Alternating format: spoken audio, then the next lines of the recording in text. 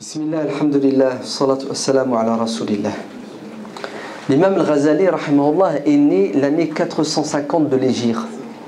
Et il est mort 55 ans plus tard, c'est-à-dire en l'année 505, qui correspond à en ère chrétienne à l'année des 4-1, 1111. Il est considéré comme le réformateur par excellence de ce siècle, le 5e siècle. L'imam al-Ghazali avait un père qui n'était pas savant, un père comme un des mortels, commerçant. Et ce père ne savait ni lire ni écrire. Il aurait aimé savoir lire et écrire. Ainsi, il va faire le maximum pour que ses enfants sachent lire et écrire. Et il avait 2 garçons. Il avait Mohammed, Abu Hamid al-Ghazali, et son frère Ahmed. Et quand il assistait au cours de certains savants, il faisait toujours des invocations en disant au Seigneur, fasse que mes enfants soient savants comme cet homme. Et il est mort, et il a laissé 2 petits garçons, orphelins, et avant de mourir, il a fait un testament à un de ses amis, soufis, et son testament consiste en ceci: je te laisse de l'argent et mes enfants fassent tout pour qu'ils deviennent des gens lettrés.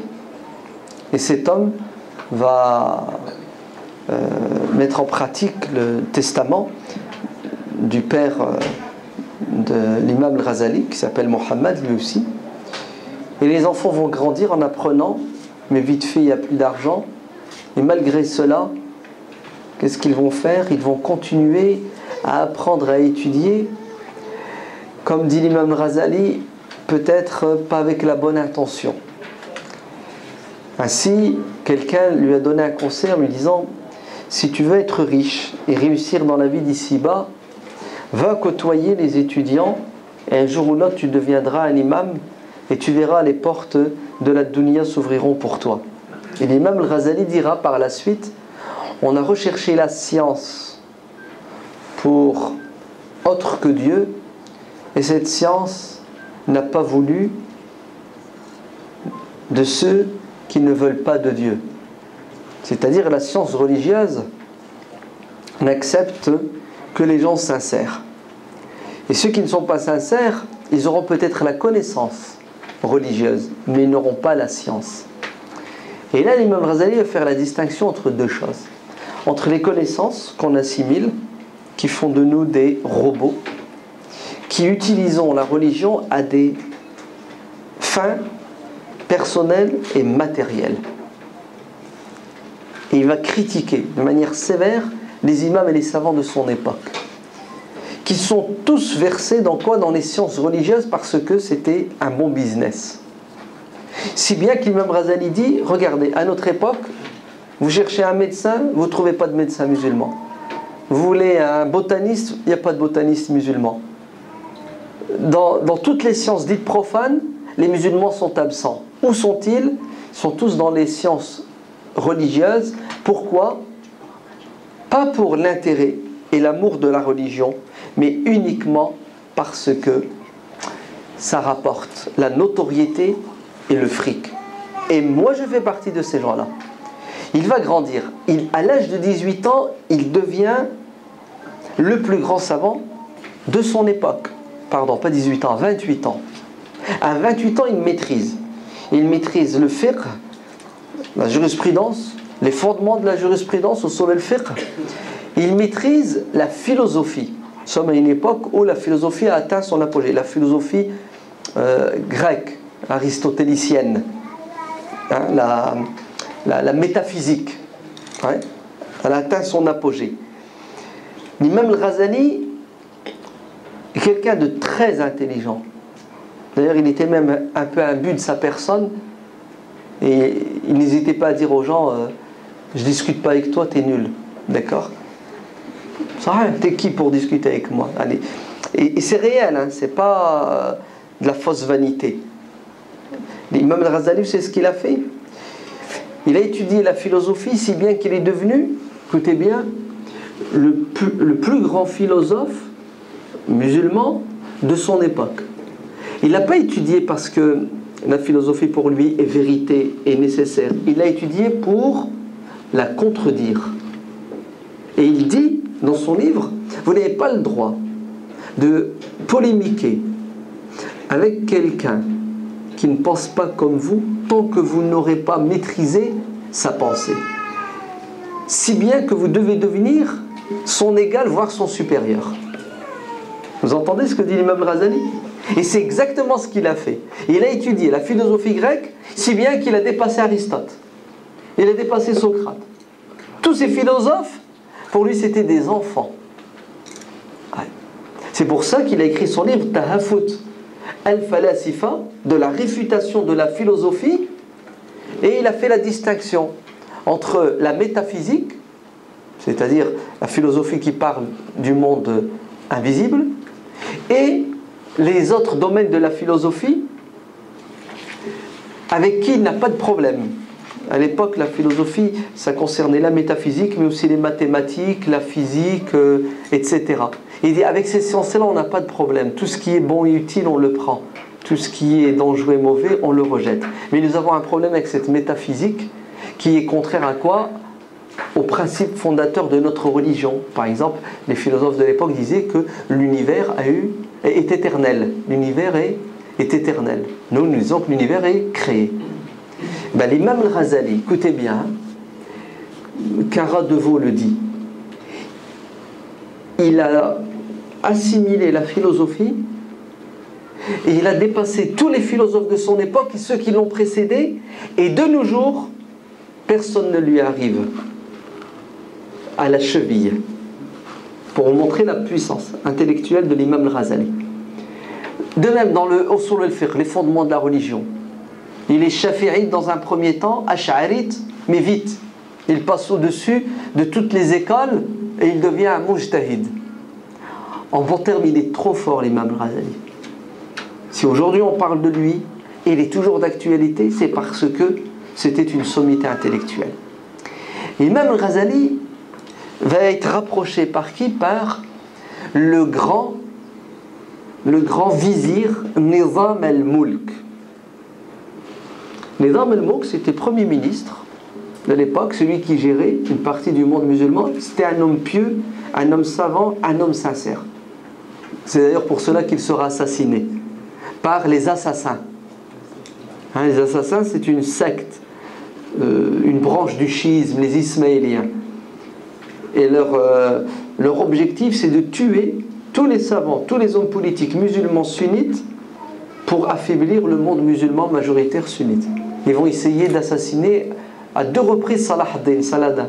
C'était des mercenaires au solde de qui? Des croisés, après des Mongols, et ils tuaient, ils assassinaient tout savant, tout réformateur musulman. Et Nizam al-Mulk sera assassiné. Nizam al-Mulk va construire des universités. Et à Bagdad, il va construire une université qui s'appelle la Nizamiya, en référence à son nom, Nizam. Et dans la ville de Tous aussi. L'imam Ghazali est de l'Iran. Hein. Ouais, Khorasan. Mais l'Iran de l'époque n'était pas chiite comme aujourd'hui. Hein, l'Iran de l'époque était plus sunnite. Il y avait un peu de chiisme, mais pas autant. C'est après que l'Iran va devenir un peu plus chiite. Il enseigne déjà dans la Nizamiya en Iran, et ensuite il est envoyé à Bagdad et il va enseigner pendant 4 ans. Donc il n'enseigne pas aux enfants, il enseigne aux savants, hein. D'accord? Et il devient la star, hein, du monde musulman au niveau intellectuel, et il attire tous les savants de partout. Il est d'une renommée sans pareil. À votre avis, qu'est-ce que ça a eu comme résultat? La richesse. Quand il est entré à Bagdad, il a été accueilli comme un calife.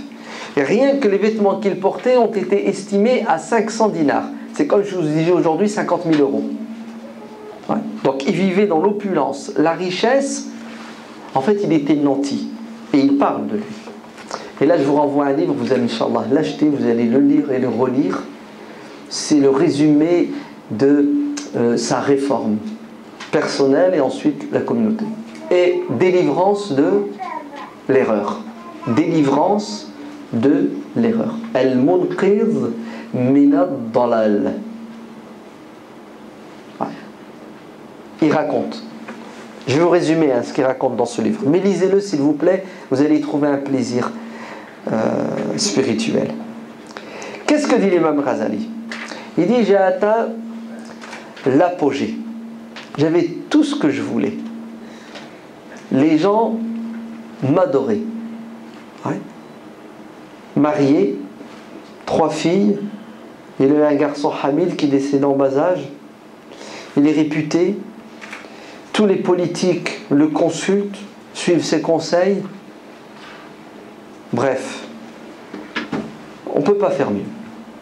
Mais l'imam al-Ghazali, écoutez bien, va vivre une dépression sans pareil, une crise spirituelle. Il fait un constat, vous savez ce qu'il dit? Il dit: oui, mais tout ça je le fais pour plaire aux gens et pour plaire à moi-même. En vérité, je n'adore pas Dieu. Eh oui, je suis un polythéiste en puissance. Et plus le temps passe, plus l'imam al-Ghazali sombre dans cette dépression. Si bien qu'à un moment donné, il n'arrive même plus à parler. Il n'arrive plus à manger. Fini. Il est cloué au lit et on ne sait pas ce qu'il a. En vérité, l'imam al-Ghazali est en train de faire un revirement. Il se remet en question. Et qu'est-ce qu'il va faire? Il va tout abandonner. Quand je dis tout, c'est tout. C'est-à-dire l'argent, la richesse, la notoriété, la direction de la Nidamiya, l'enseignement. Non, il va même abandonner sa famille, sa femme, ses filles, et il dira que c'était la chose la plus dure. Mes petites filles que j'adore. Et il fait une croix sur tout ce qu'il a. Et il prend son sac à dos, c'est-à-dire un bâton, et un petit récipient pour mettre de l'eau dedans, pour boire et faire ses ablutions.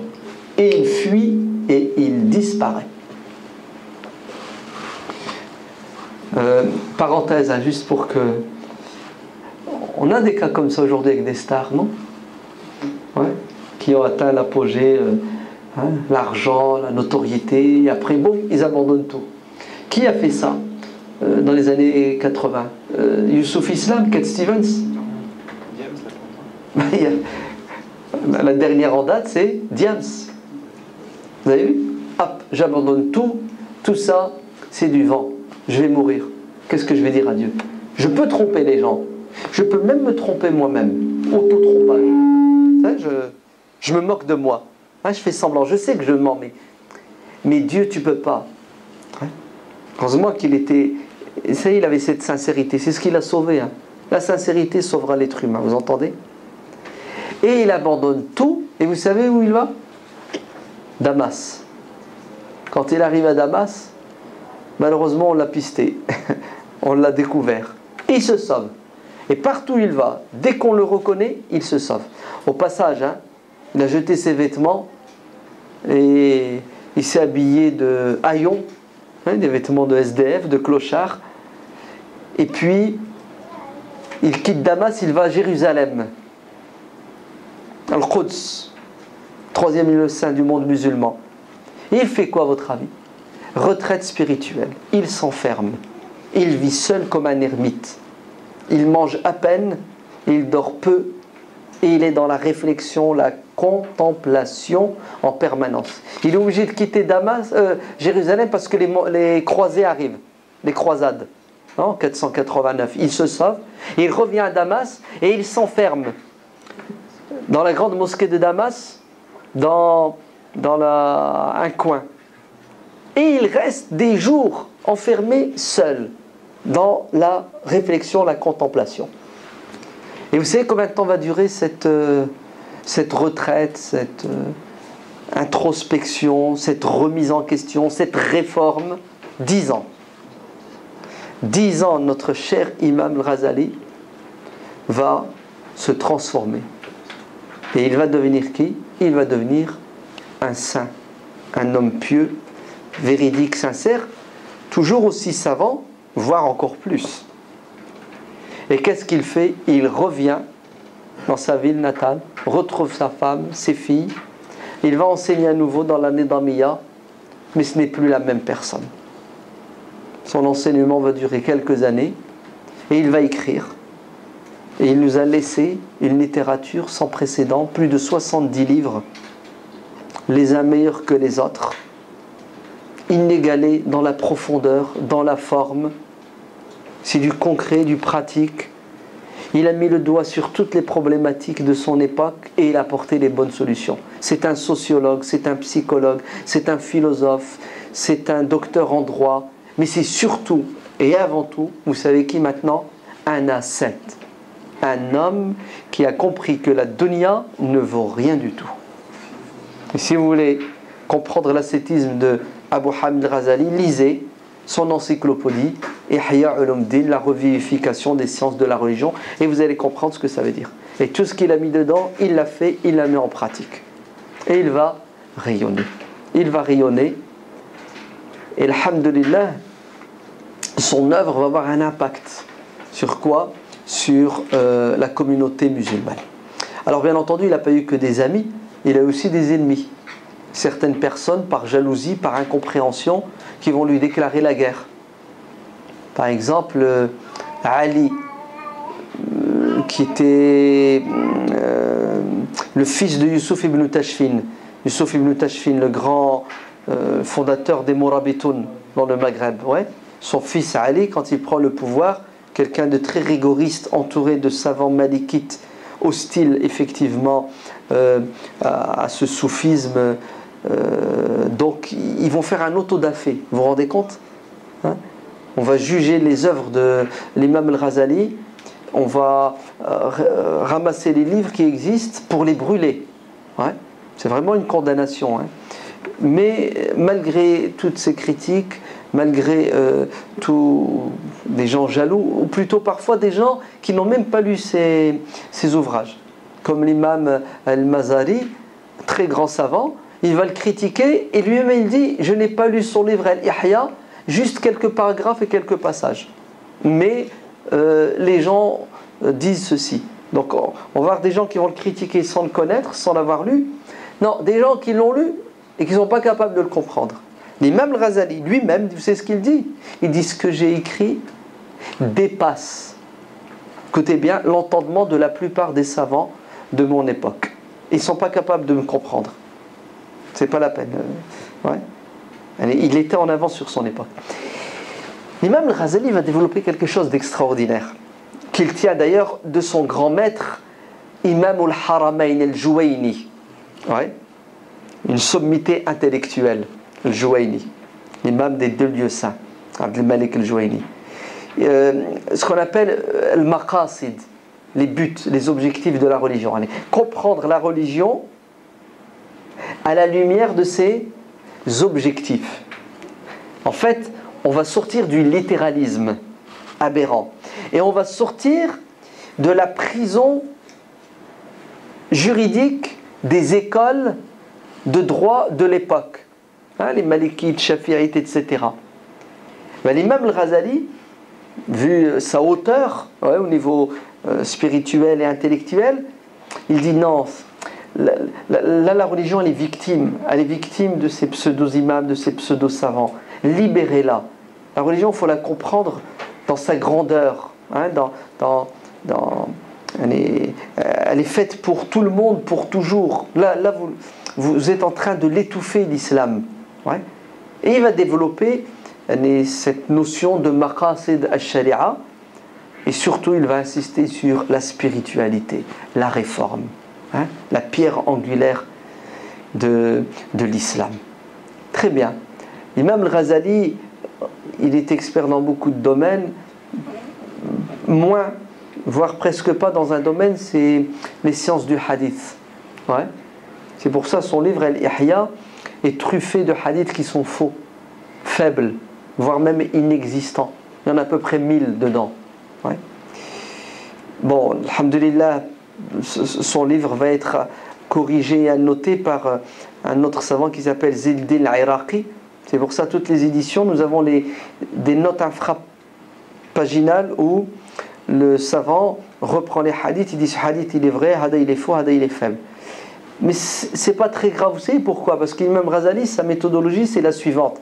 C'est quand il aborde un thème, par exemple la confiance en Dieu, il cite d'abord les versets du Coran et il cite toujours un hadith qui est authentique, qui est vrai. Et après les paroles des compagnons des savants, et après vous trouvez plein de hadiths qui sont faibles ou faux, mais tout ce que l'imam Ghazali a dit est fondé. Vous entendez? Il rigole pas l'imam Ghazali. Il avait un Pentium 4 dans le cerveau. Naham. Il était fort. Et sa force, elle est encore beaucoup plus visible, comme je vous l'ai dit, car il a été dans le domaine de la philosophie, car il a sauvé le monde musulman de l'égarement manifeste. Vous entendez? Les savants musulmans, les intellectuels, la high class, ils étaient tous prisonniers de la pensée grecque. Et c'est lui qui les a libérés. Pourquoi? Parce qu'il l'a maîtrisé et il leur a apporté l'islam avec sa rationalité. Et voilà la force de l'imam al-Ghazali. Ouais. La révélation et la raison sont des sœurs jumelles. Non, des sœurs siamoises qu'on ne peut pas dissocier. Et vous verrez par la suite que tous les savants qui vont venir, les grands, vont tous développer ce que l'imam Ghazali a dit. Parmi eux, Ibn Taymiyyah, Ibn al-Qayyim. Ils vont dans le même sens que l'imam al-Ghazali. Il est le socle de tous les réformateurs postérieurs par sa clarté, par sa piété, par son intelligence et puis son art d'écrire. Hein, c'est très beau quand vous le lisez, il est convaincant. C'est un fin psychologue. Son livre Ihya Ulumuddin, ouais, il y a des savants qui disent Man lam yaqra'i al-Ihya falaysa min al-Ahya. Celui qui n'a pas lu al-Ihya, la revivification, ne fait pas partie des vivants. Hein? Elle était morte, ton cœur y est mort. Ouais. Si tu veux ressusciter ton cœur, va, s'il te plaît. Regardez, je vous raconte une anecdote. Une anecdote qui va avoir un impact incroyable. Hassan al-Banna, rahimahullah, il avait des élèves. Et un jour, un de ses élèves s'absente. Et il demande aux collègues, pourquoi il n'est plus là, pourquoi il ne vient plus? Ils sont gênés de lui dire ce qui lui est arrivé. Et finalement, ils vont le dire. Il a quitté, écoutez bien, non pas la halaqa, mais l'islam. Le mec s'est converti au christianisme. Vous savez pourquoi? Parce que là où il travaillait, il avait une collègue chrétienne, Miss Le Caire, une beauté. Il est tombé amoureux d'elle. Je veux me marier avec toi. Elle a dit, ouais, mais je ne suis pas musulmane. Oui, c'est pas un problème pour nous, musulmans. On peut se marier avec une chrétienne. Non, le problème, c'est moi. Ouais. Pour que tu te maries avec moi, tu dois être chrétien. Je lui dis, pas de problème. Qu'est-ce qu'il faut pour être chrétien? Et il s'est converti au christianisme. Quand il s'est converti au christianisme, c'est ce qu'elle lui a fait. Elle lui a dit, ben, je ne me marierai pas avec toi. Pour voir si tu t'es converti par amour pour Jésus ou pour moi. Si tu restes chrétien, on se reverra. Si tu quittes le christianisme, c'est que tu n'es pas sincère. Le mec il prie au piège entre l'amour de Dieu et l'amour de cette femme. Vous savez ce que raconte ce jeune homme? Il vit une crise terrible, le pauvre. Hein? Vous savez dans quel état l'a mis? Et il a rêvé. Et vous savez de quoi il a rêvé? Il a rêvé que c'était la résurrection et qu'il y avait énormément de monde. Et il se rapproche. Et vous savez, il voit qui? Il voit le prophète sallallahu alayhi wa sallam. À sa droite Abu Bakr et à sa gauche Omar ibn al-Khattab. Et il se plaint. Et le prophète lui dit, va voir l'homme qui est là-bas. Et il se rapproche de l'homme. Et l'homme se présente, c'est Hujjatul Islam Abu Hamid al-Ghazali. Et dans le rêve, qu'est-ce que va faire al-Ghazali? Il va prendre al-Ihya, et il va lui lire al-Ihya, il va lui inculquer al-Ihya, Et cet homme se réveille, et vous savez ce qu'il dit? C'est comme ce rêve si je l'avais vécu en réalité. Il a recouvré sa foi, sa ferveur de l'islam. Il est tombé amoureux de l'imam al-Ghazali et de sa littérature. Et il va raconter son rêve à qui? À l'imam Hassan al-Banna. Et vous savez ce que va faire l'imam Hassan al-Banna? Il va éditer le livre de l'imam al-Ghazali, Ihya Ulumuddin, à un prix modique pour qu'il soit accessible à tout le monde, pour qu'il protège la communauté de quoi? D'égarements manifestes. Et effectivement, c'est Hassan al-Banna qui va faire la promotion de Ihya Ulumuddin, si bien qu'Ihya Ulumuddin va ressurgir, renaître des décombres de l'héritage de la littérature islamique. Et Hassan al-Banna avait une halaqa avec quelques personnes qu'il avait choisies, la crème, et il leur faisait, je crois, une fois par semaine, une halaqa en se basant sur Ihya Ulumuddin, où il expliquait Al-Ihya. D'ailleurs, Al-Ihya va être expliqué par un grand savant yéménite du XIIIe siècle qui s'appelle Al-Murtada Al-Zabidi, en plus de 11 volumes. Ithaf al-Sadat al-Muttaqin Bisharh Ihya Ulumuddin. C'est magnifique, c'est beau, c'est super. Très bien. Je vous renvoie de manière impérative obligatoire, s'il vous plaît, faites-le. Vous achetez le livre Délivrance de l'erreur. Et l'imam Ghazali va vous raconter ce qui s'est passé, ce qu'il a vécu. Il va vous faire le constat à son époque, comment les musulmans étaient, comment les savants étaient, les différentes branches. Et il a dit, et j'ai trouvé la solution chez qui? Chez les spécialistes du cœur. Vous les appelez comme vous voulez. Non, on dit les soufis. Il y a bon soufi, mauvais soufi. L'imam Ghazali a écrit un livre où il critique le soufisme de son époque. En fait, c'était plus des soufis, c'était des charlatans déguisés en soufis pour pouvoir à nouveau exploiter. L'habit ne fait pas l'imam. Retenez cet adage, il est véridique chez nous aussi, musulmans. Donc la réforme, qu'est-ce que c'est? C'est se remettre en question. C'est comme l'a dit l'imam al-Ghazali, un cheikh. T'as pas de cheikh? Très bien. Cherche un pote, un ami, un frère en Dieu, qui va te conseiller par amour pour toi. Wallah, celui qui vous aime, c'est celui qui met le doigt là où ça vous fait mal. Celui qui vous aime, c'est celui qui vous dit « Ah, attention, tu as une tache de sang ou tu as de l'encre sur ta chemise derrière. » Tu ne vois pas ce que tu as derrière. Il ne veut pas que tu sois à la risée, tu sors, les gens se moquent de toi. Alors qu'est-ce qu'il fait? Il te montre tes défauts. Pas parce qu'il veut te faire mal, mais parce qu'il t'aime. Il voudrait que tu changes. Parce que tu te fais du mal si tu continues à faire des péchés et à faire du mal aux êtres humains. Et il ne veut pas que tu ailles en enfer. Donc, il te fait mal comme le médecin fait mal à son patient en le piquant avec une piqûre ou en lui coupant un orteil pour éviter que la gangrène détruise le corps. Lui, c'est un vrai frère. Lui, c'est quelqu'un, comme dit Omar ibn al-Khattab, que Dieu fasse miséricorde à celui qui me fait cadeau de mes défauts. C'est un cadeau qu'il t'a fait. Mais où vous allez le trouver? Et si vous le trouvez, ne le lâchez pas. Mais c'est réciproque, d'accord? Hassan al-Banna, quand il était jeune, il avait 11, 12, 13 ans, il était déjà engagé. Il a créé une association qu'il a intitulée « Ordonner le bien, condamner le mal ». C'était quoi le boulot? C'était quand il voyait un musulman à côté de la plaque, il le corrigeait, mais de manière intelligente. Il faisait des courriers anonymes qu'il déposait dans son cartable, chez lui, dans son adresse. Voilà, t'as pas fait la prière, t'as vu comment t'es habillé. Et il corrigeait les gens via les conseils. C'est super, non? T'envoies un texto à quelqu'un. Non, le texto, il va retrouver ta trace.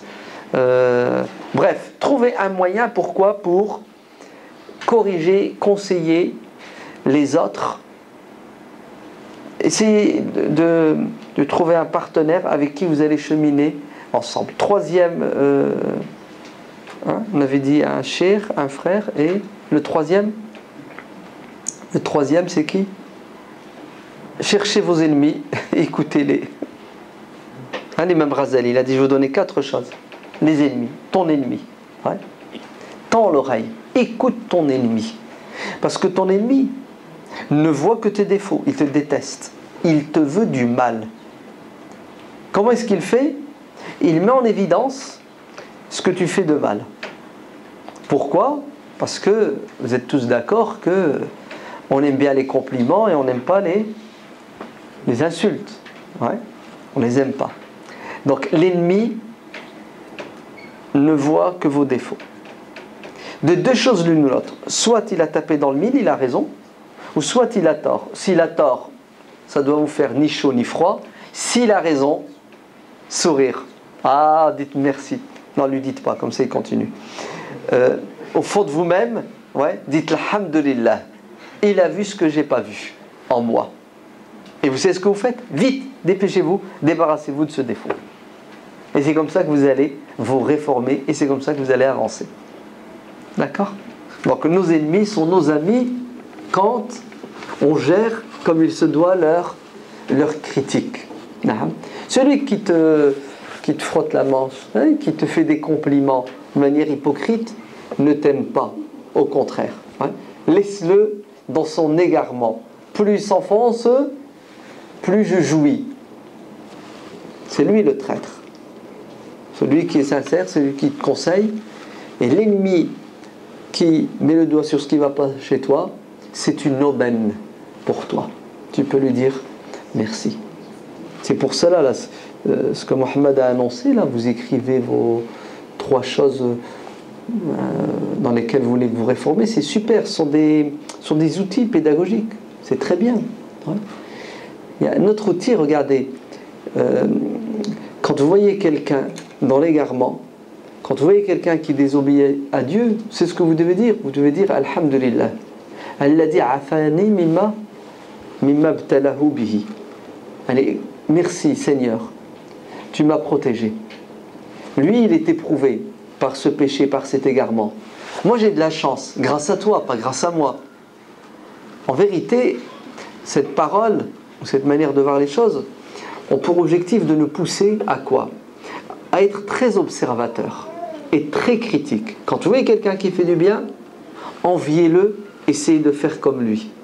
Quand vous voyez quelqu'un qui s'égare, qui fait du mal, prenez-le en pitié et évitez de faire comme lui.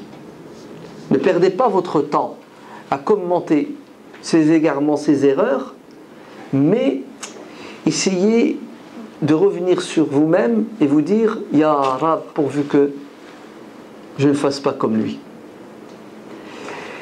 Et ça, c'est une garantie pour vous réformer. Écoutez bien ce que dit, je ne sais plus, Sofiane al-Thawri, je crois. Ouais. Sofiane al-Thawri a dit qu'un jour, il s'est moqué de quelqu'un qui avait fait quelque chose de haram, de pas bien. Tu sais, il l'a rabaissé, il l'a humilié. Il a dit, cette faute, ce péché que j'ai commis, 20 ans plus tard, j'ai payé la facture. Vous savez comment? J'ai oublié le Coran. Et il a fait une introspection, il a cherché qu'est-ce que j'ai fait pour tomber dans cet égarement manifeste, oublier le Coran. Et il a fouiné dans son passé et il a dit, il n'y a que ce péché grave que j'ai fait. Et il y a un savant qui commente cette histoire et qui dit que Dieu fasse miséricorde à ces gens-là. Ils faisaient tellement peu de péchés qu'ils arrivaient facilement à les retrouver. Ouais. Mais quelqu'un qui en fait 10 par jour, comment voulez-vous qu'il sache que ça foire à cause de... C'est Mohammed ibn Wasi', rahimahullah, c'est ce qu'il disait, je sais quand je désobéis à Dieu. Je dis, comment tu le sais? Il dit, je le vois à travers ma monture et ma femme. Je veux démarrer la voiture, elle ne démarre pas, il n'y a rien qui fonctionne, et à la maison c'est l'enfer avec ma femme.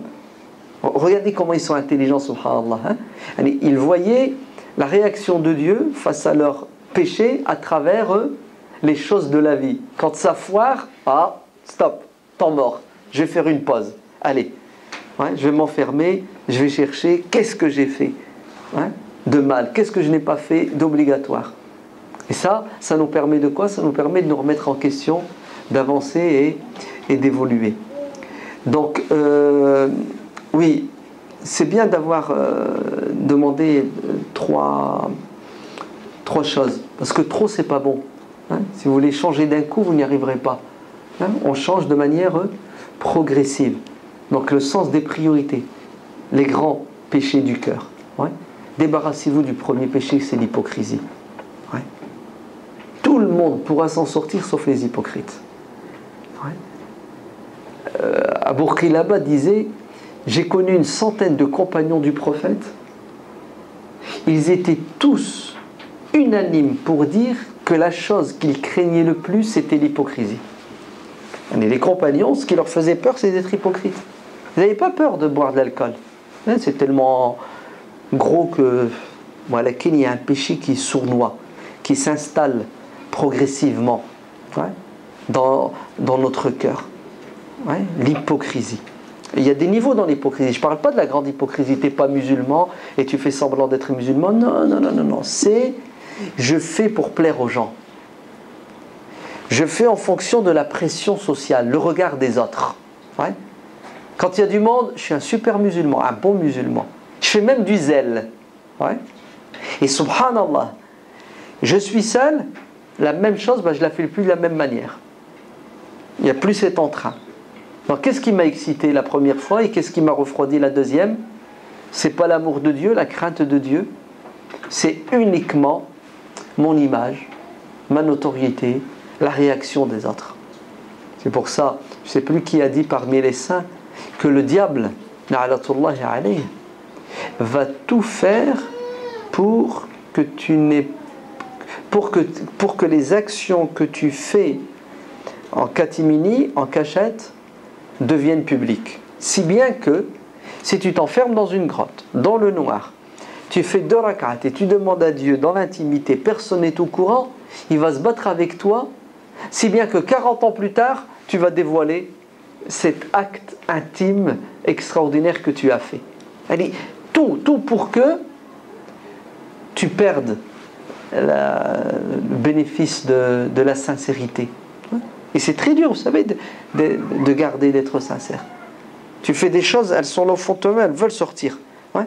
Tu veux paraître. Hein, tu veux... le prophète sallallahu alayhi wa sallam dit: Man ra'a, ra'a Allahu bihi. Celui qui se montre, il sera vu. Et celui qui sur terre fait ce qu'il fait pour être vu, reconnu, sera vu et reconnu. Dans le delà, où ça? Là où il ne faut pas, en enfer. Ouais.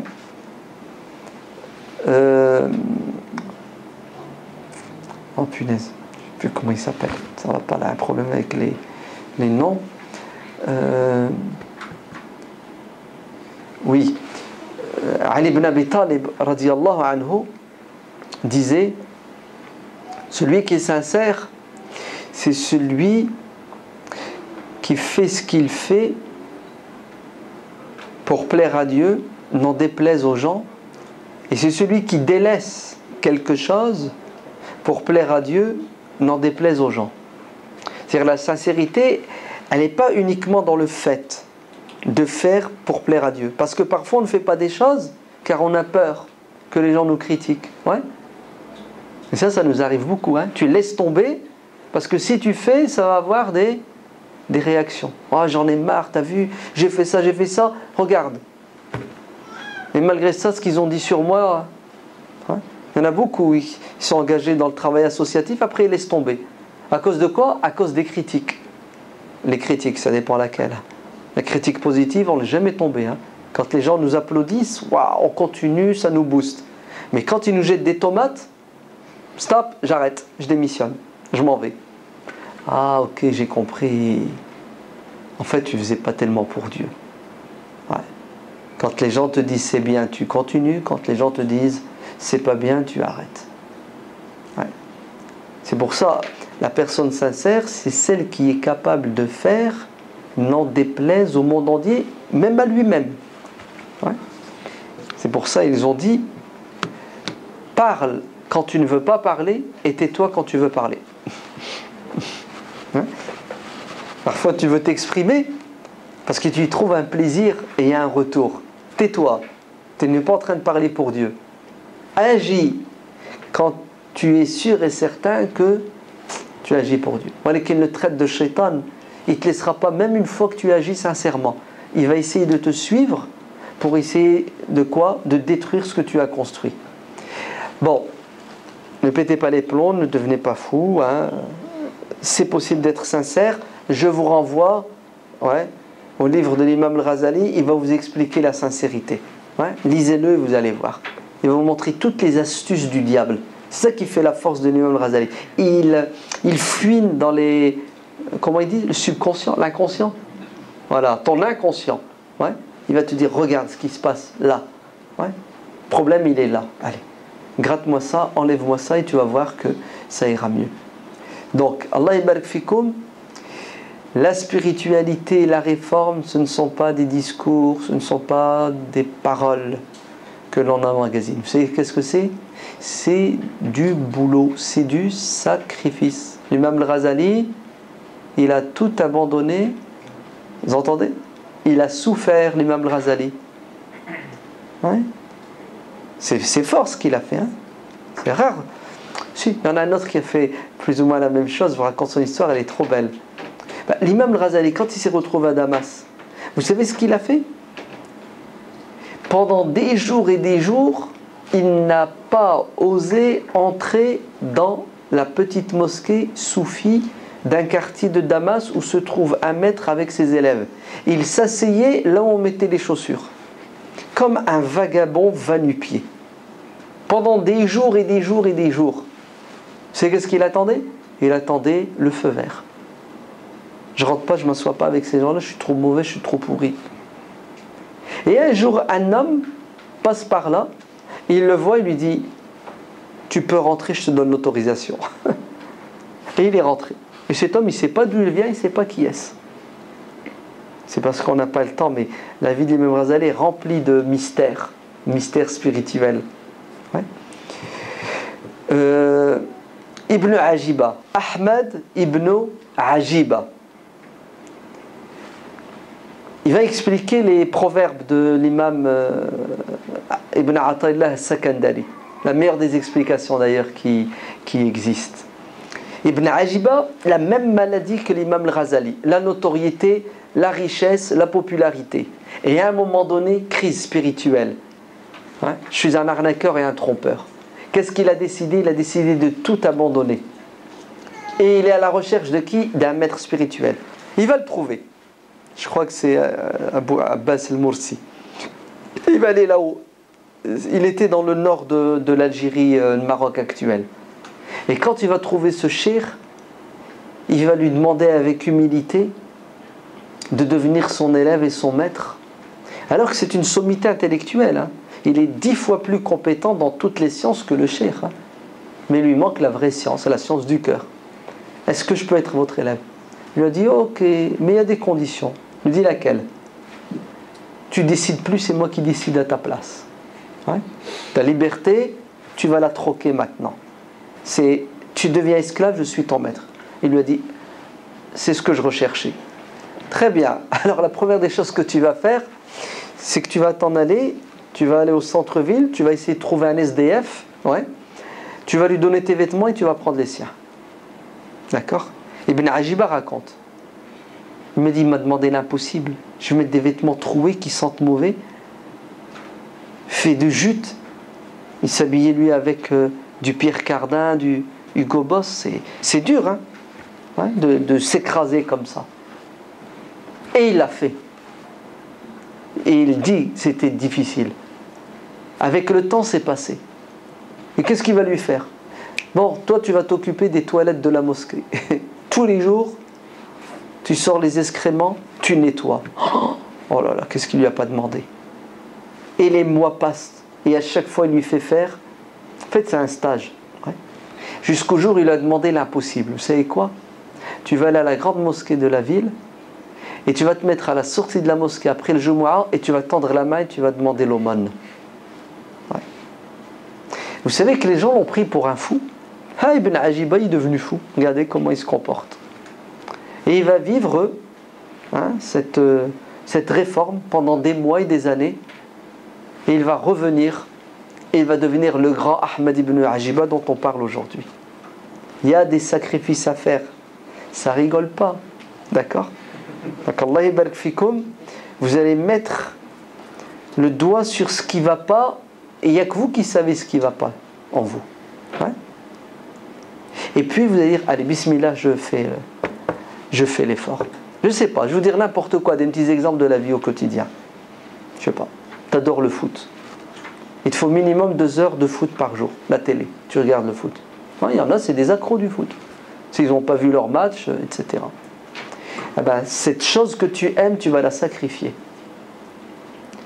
Vous avez bien vu, je ne vous ai pas demandé et je ne vous ai pas dit que c'était haram. Ouais? Non, non, non, non. C'est ce que tu vas faire. Si tu aimes Dieu et son prophète et la religion, sincèrement, comment tu acceptes de donner 4-6 heures de temps, et le temps c'est la vie, à quelque chose qui est futile et secondaire, alors que tu ne donnes pas les 6 heures à Dieu, à son prophète et à la religion. Tu es un menteur. C'est pas vrai, tu n'aimes pas Dieu et son prophète. Ouais. Allez, bismillah, vas-y. Toi, tu adores les jeux là. Il y en a, ils adorent. Ils ne peuvent pas s'empêcher de jouer. 1 heure, 2 heures. Il faut frapper là où ça fait mal. Ouais. Ah, moi, je ne peux pas sortir si je ne me suis pas maquillée, si je n'ai pas mis du parfum. Ouais, vas-y. Essaie de rester le plus... Arrêtez de chercher à vous plaire et à plaire aux autres aux dépens de l'essentiel. Je ne dis pas qu'il ne faut pas plaire aux autres, je n'ai pas dit ça. Walakin, wallah, tant que vous n'aurez pas fait des sacrifices qui sont conséquents pour plaire à Dieu et à son prophète, vous êtes loin de la réforme. La réforme, c'est le jihad. Et le jihad fait mal. Le jihad fait mal. Ouais. On n'arrive même pas à table à se priver de quoi? D'une sauce. Si tu n'as pas ta mayonnaise, tu ne manges pas. Si tu n'as pas ta sauce piquante, tu ne manges pas. Hayya, bismillah, allez-y. Faites. Abu Turab al-Nakhshabi, il raconte. Ouais. Ces gens-là, vous savez qu'est-ce qu'ils disaient? Quand ils aimaient quelque chose, ils faisaient le contraire de ce qu'ils aimaient. Ils se faisaient souffrance. Vous savez pourquoi? Pour être libre. Pour ne pas dépendre de la matière. C'est pas que c'est haram, hein. Moi je vais trop dessus de ça, moi. Ouais, moi je ne m'arrête pas à ces trucs-là. Vous êtes d'accord que le problème des musulmans, c'est qu'ils sont devenus des matérialistes. On s'est embourgeoisé. Allah l'adim, on n'a pas notre sucette, on fait une crise. Oui. Et les gosses, c'est la même chose. Vous n'avez pas vu nos enfants, comment ils grandissent? Ils n'ont pas ce qu'ils veulent, ils sont déstabilisés psychologiquement. La preuve, ils ne sont même pas capables de rester 2 heures à bosser. Donne-moi un travail, ça dépasse 5 minutes, déconcentré, je suis fatigué, j'en ai marre. Pourquoi? Parce que le jihad du nefs, on n'a pas. Notre ego, il a pris le dessus. Allah Abu Tarab, il raconte. Il dit qu'il est passé, il voyageait dans un village, il s'est arrêté devant un restaurant et il a vu des gens manger des œufs. Et il a eu envie. Ouais, c'est naturel, c'est humain. Il continue sa route. Il arrive dans un village et boum, les gens crient au voleur, au voleur, au voleur. Et il y a quelqu'un qui dit c'est bon, je l'ai, c'est lui, c'est lui. Et il le montre du doigt. Mskin, il y est pour rien. Et les gens lui sautent dessus. Et il se fait arrêter. Et il se fait rosser. Et il crie au secours, je ne suis pas, je suis un tel.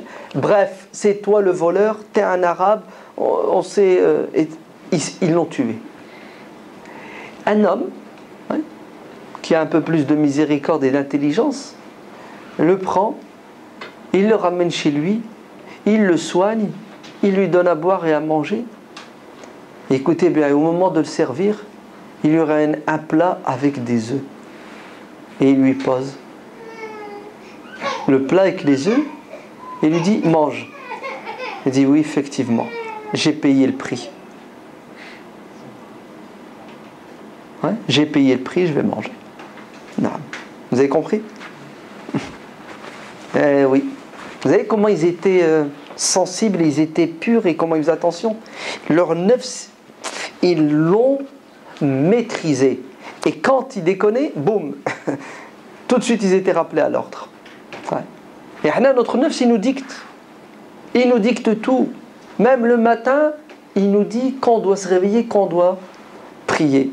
C'est pas Dieu qui dicte notre réveil, notre sommeil. Dans l'islam, c'est tu dors en fonction des horaires de prière. Hein. L'Aïcha, Al-Fajr. Non, t'es fou, toi. C'est pas Allah qui nous dit réveille-toi. C'est pas Dieu. Hein. Vous avez vu? On a un gros problème. C'est que tant qu'on n'aura pas fait le jihad, tant qu'on n'aura pas réformé notre qad aflaha man zakkaha wa qad khaba man dassaha fa amma man khafa maqama rabbih wa naha an-nafsa 'anil hawa fa innal jannata hiya al-ma'wa. Voilà. Tout est dans ces versets. Celui qui craindra la rencontre de son Seigneur et qui aura su maîtriser ses passions, il aura comme refuge le paradis. Allez, au travail, Inch'Allah, hein, on liste, on met la priorité, on se donne 3 mois, on se débarrasse d'un défaut, au suivant, 2, 3, on se donne rendez-vous dans 10 ans comme l'imam al-Ghazali, d'accord? Et vous verrez bien que nous, c'est de la rigolade hein, par rapport à l'imam al-Ghazali. Hein. Ouais, c'est pas violent, c'est cool, tranquille. Ouais. Mais si on n'a pas cette prise de conscience, on va perdre notre temps et on va avoir des surprises le jour de la résurrection. Bon, il y a encore plein de choses à dire, mais on ne peut pas tout dire. Le temps n'est pas en notre faveur, il passe trop vite. Les lectures, on est d'accord? Délivrance de l'erreur, obligatoirement. Deuxièmement, imagine-toi. Troisièmement, la pensée vigile, c'est ça. Quatrièmement, bon, c'est un peu plus important, mais ça a été édité en plusieurs tomes, indépendants chacun de l'autre, la revivification des sciences de la religion. Achetez le tome Les secrets de la prière, etc. Et faites de Ihya Ulumuddin votre livre de chevet. Wallahu alam, walhamdulillahi rabbil alamin.